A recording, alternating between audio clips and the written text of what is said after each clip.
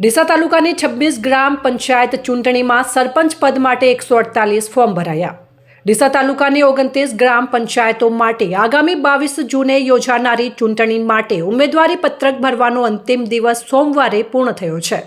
આ અંતિમ દિવસે ઉમેદવારોનો ભારે ઘસારો જોવા મળ્યો હતો, જેમાં સરપંચ પદ માટે કુલ 148 ફોર્મ, જ્યારે સભ્ય પદ માટે 396 ફોર્મ ભરાયા હતા। આ ચૂંટણી માટે રાજકીય ગરમાવો તેજ બન્યો છે। ઉમેદવારી ફોર્મ ભરવાની પ્રક્રિયા પૂર્ણ થતાં હવે સૌની નજર આગામી સમયપત્રક પર મંડાઈ છે। જો કે મંગળવારના રોજ ભરાયેલા ઉમેદવારી ફોર્મની ચકાસણી હાથ ધરવામાં આવશે, તેમજ ત્યારબાદ બુધવારે ઉમેદવારો પોતાના ભરેલા ફોર્મ પરત ખેંચી શકશે। ફોર્મ ચકાસણી અને પરત ખેંચવાની પ્રક્રિયા બાદ ચૂંટણીનું ચિત્ર વધુ સ્પષ્ટ થશે તેમ લાગી રહ્યું છે।